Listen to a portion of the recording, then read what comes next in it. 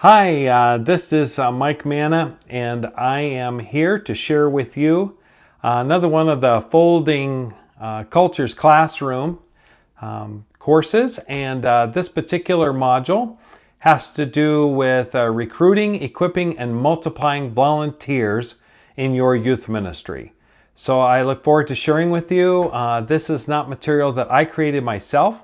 I have to give credit for the Youth for Christ International Global Training Team, and especially Alan Greer is one of the writers of this particular module. He's many years, he's from Northern Ireland, many years of youth ministry experience, and I am so thankful for my team that actually I was involved with in creating this material. But specifically, I am sharing this for volunteers. This has been created for both staff and volunteers in a youth ministry, but I'm going to focus right now on youth ministry volunteers. And so I hope that these principles will be interesting and helpful for you as we go forward in this subject material. So let me introduce it by saying, first of all, that this module is going to look at three important stages within volunteer development. You'll see them listed on the screen there. It relates to recruitment and appointing new volunteers. We'll talk about that first. Then we'll go into their development and growth as they go through the movement or through your ministry. And finishing well, helping staff leave well. It will another be a very important topic in regards to this. We don't talk about finishing well very often, so be sure to stay till the end of this video. By the way, I think I'll be doing this video in two parts.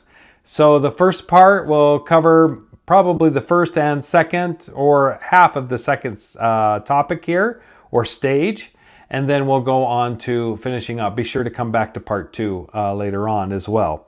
There is a PDF file that goes along with this course. If you don't have it, please contact me, write through me by email, and I'll be sure to send that to you and love to be able to share that information with you.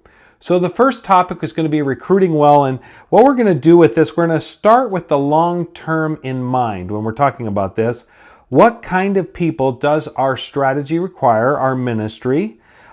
Is diversity very important? I think it should be in our ministries to reaching all people within our culture or youth ministry. We should have some clear job expectations or volunteer expectations for those that are that we're recruiting.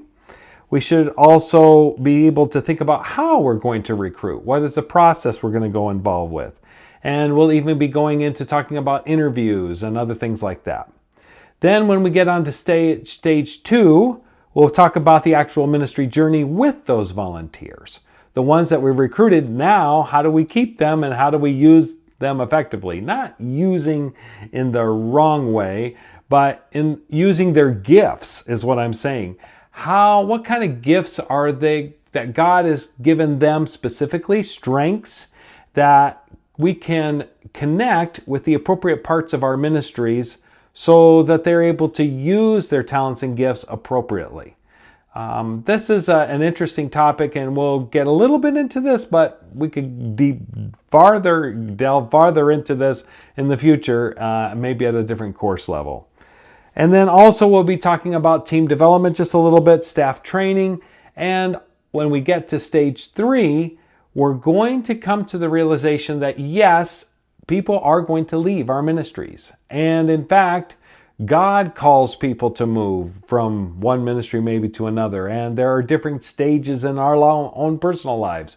We probably won't stay forever in one location or one ministry. So this is the big body of Christ, all right, that we're talking about, the big C, the big church. And so we want to help each other have success. And as we partner with other ministries, maybe if we do a better job at finishing well, where people finish well and then transition to something else, well, let's get into that topic a little bit later. I'm getting ahead of myself first. So let's first go into talking about the first stage, recruitment and appointing new volunteers. What does this look like?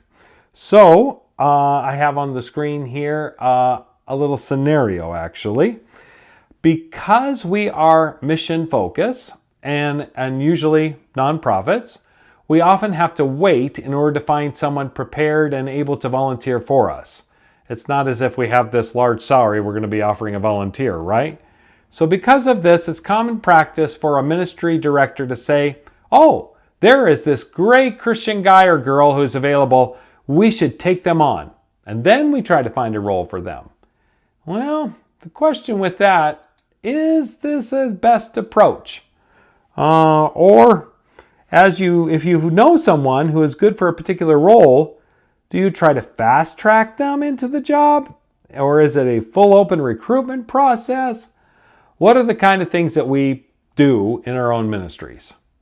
Now, I recognize that I am later on in life. I have white hair. I have a little more experience than maybe some people that might be watching this particular video. But I wanted to show you, I started like you, all right? I remember when we had 3 little kids and we were starting into our new church. It was my last name is Manna, as you know, and so there was a church in South Dakota in the U.S., and I was going to be their associate pastor of student ministries. And this was the newspaper article that showed that I was coming in, and believe me, I was fresh. I knew very little. It wasn't my first ministry, actually. I'd already been in ministry probably about 7-8 years when I took this position. And so, but it was a position where I needed to start recruiting. I needed adult volunteers to work with me and also to recruit some people that would help my youth ministry grow. And God taught me through this particular church ministry. I was there for about 6-7 years. Some principles that I eventually put into practice in other locations also in my ministry. But the questions to consider are these. What kind of people do we need when we look for a long-term strategy focus? In Youth for Christ, we use the word every a lot, that we're looking for, we want to reach every young person for the sake of the gospel. But that means that in order to do this, we need to have lots of different people, lots of different diversity. It could be related to gender, or it could be related to race. It could be related to socioeconomics. It could be interests. I remember in our own ministry, that church ministry that I just showed you, we didn't have a lot of people that were leading my adult volunteers that were related to sports. We had mostly music or arts interested people. And so in order to be fully diverse, we needed to get more leaders and even in that area. So in the sports area. So recruitment can be challenging, and we need to think these processes through. One thing to think about too is that new recruits for your ministry sometimes can be internal, but at other times they can actually be external. Maybe there's another local ministry that can help you. We're not stealing them. It's only the idea of working together, all right, for the sake of the gospel. And only do this if it's appropriate, of course, too. And have clear expectations for everybody that you're recruiting, too. This is very important because you don't want to recruit someone in a false sense that, hey, we're going to provide your food and for these next couple of weeks, and we expect you to do this and this and this for us, and you then don't follow through with it. All right, so there will be clear expectations about what's expected for whatever ministry you're involved in, and also you can move forward in that recruiting process that way. So here are some quick questions that we should be thinking about. Who can you draw on to support you in working through the recruitment and selection issues? We are a team. Team ministry is something that should be centered for all the things that we're doing. Not just our own youth ministry team, but the whole church team as well. So what are ways that you can include others in helping you with this recruitment process? It's the whole church, it's the whole ministry, it's the whole body of Christ trying to help each other for the sake of the gospel. Okay, and it's ultimate growth that we're concerned about. Individual numbers growth and spiritual growth as well. Where have you found the most helpful places to recruit staff? You need to ask other people around you what are these questions as well, because maybe somebody else has a better handle or an understanding in your particular area than maybe you do, especially if you're new to the area as well. But even if you're not, don't make assumptions, because sometimes it's the people that have been there a while that don't know about some new ideas or new techniques or new people to draw from that you can help you in this area. So then after we think about recruiting, whether it's internal, external, if you do it through advertising within the church, outside the church, other things like that, we need to start thinking about screening. All right, now we have some people that are interested in helping in our ministry, volunteers. What are we going to do now with them? Well, actually, even before they become part of that team, you need to screen them. This is very important in our world today, especially with the issues with abuse and especially with children. We need to protect children in our ministry, and that includes youth. So we need to be carefully screening each person to make sure that they match our values and mission. Don't assume anything, please, because we don't want them to pose a danger to any of the young people that God has entrusted in our ministry. So this can be done through either an application or interviews. Your culture will determine what's most appropriate for this, but we have a few things listed on the screen there of how to do screening. Learn how they came to faith in Christ. Discover their experience in ministry. Is this their first time that they've been serving, or have they been serving for many years? Their educational background could be important. A list of references, character references that you can check on, especially if you don't know this person. And a question about even whether they've been arrested for a crime. Now, I know that can be different in different cultures, so I'll let you determine whether that's even a possibility for you. In many churches in the U.S. and in Western cultures, it's a requirement to check back on this. Also, do they agree to your statement of faith? So check the references then. Once you get them, you may call or you can email or text or whatever would be appropriate. And also then just talk to people about these volunteers that you're recruiting.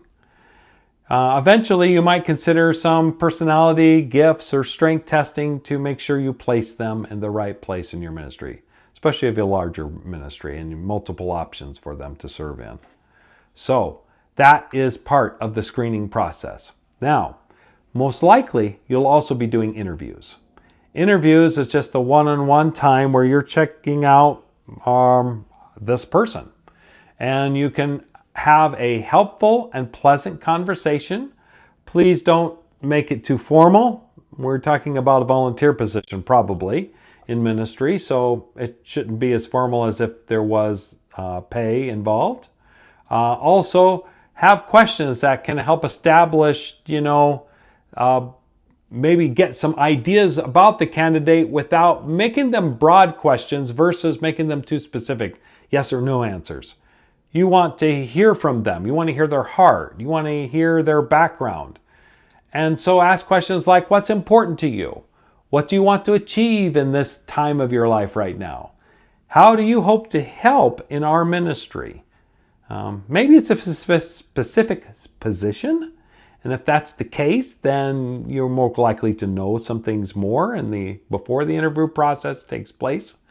But if not, do these questions. And remember, help establish this relational cultural fit for your own ministry.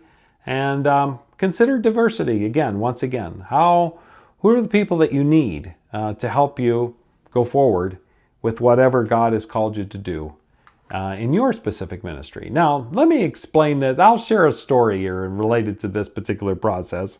I was a missionary. I worked in Ukraine, and I was a cross-cultural worker, and we moved there in 2002. Before I had the white hair, right?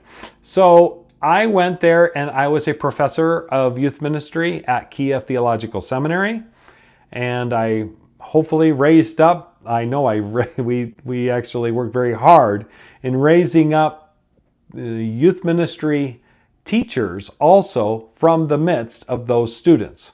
Our desire was to give away this ministry to other people. And so I was actually even thinking from the very beginning, who would replace me as a teacher?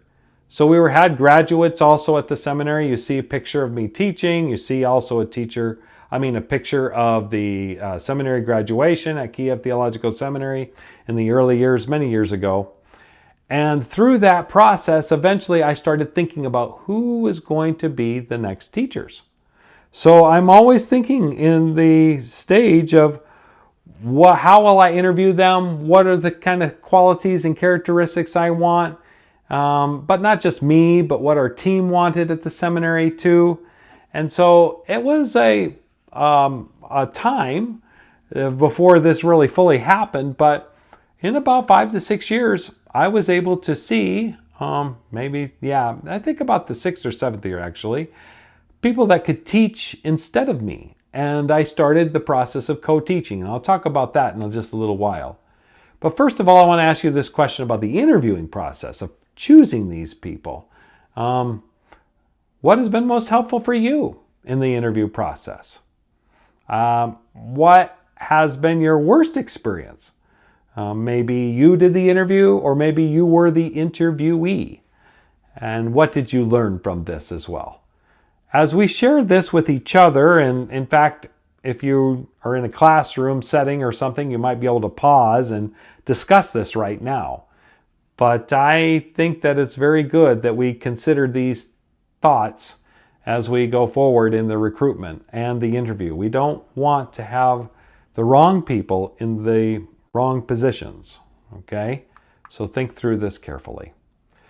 That brings us to placement of these volunteers or staff members as we talk about this in a more detailed approach. As we think about placement, having found this person now, we need to put them in their right fit. This is the next important step in the process. Find a role that matches their interests, their abilities, their passion. We need to take time also to listen to our new staff and volunteers, to hear their heart and their place of what they think that their role will be, okay? This can be done by many tools. We can use, there's a tool called SHAPE, or there's a tool called Strength Finders Test. I love the Strength Finders. And trying to see a little bit of what their strengths are, what God has made them for, and then be able to place them appropriately in the right area of our youth ministry or our team. I'm being fairly generalized here so that hopefully you can take this recruitment and placement principles here and put them to practice in your particular ministry. How can we assure then also that a volunteer that has come to us and says, I want to help you in ministry, is placed in the right position? What are some things that we can do to do that? Also think through what ways are available for us also to monitor these new volunteers and their progress. I hope we don't just throw them into a position and say, okay, you're stuck there, you can't move, you're not going to, I needed you in the middle school ministry. And so in reality, they'd probably be better in the college ministry. I don't know. It's just something that you have to think through. And so be careful that you don't just assume that somebody is stuck in that particular position and can never move out of it just because that's where they started. What behaviors might we expect if they are in the wrong place too? I mean, if somebody's in the wrong place, they're not going to enjoy it. And they're probably not going to want to keep volunteering. So these are some of the things that we need to look at and be careful about as we go forward in this process. So that concludes stage 1 of this particular topic. And that was the idea of recruiting and finding that staff member and placing them or volunteer, all right? So I'm going to go ahead. I think this is a good spot to go ahead and stop this particular video. And I'd like you to maybe go back and think through some of those questions that I put up on the screen. And when we get back, go ahead and go on to part 2. And in this part 2, I'm going to cover the ministry journey, developing the maturity, skills, and the godly character. How do we help develop our staff or our volunteers, basically the team that God has given us to do the best job in our youth ministry as possible? And we value people. That's why we're talking about this. Sometimes we talk about financial resources more than we talk about human resources. And so let's focus on this with our teams and really consider the processes, not only the processes, but also how we can do the best job with what God's given us as these special individuals that have come forward to volunteer for our ministries. So come back to part 2 when it's appropriate. Thanks so much for listening.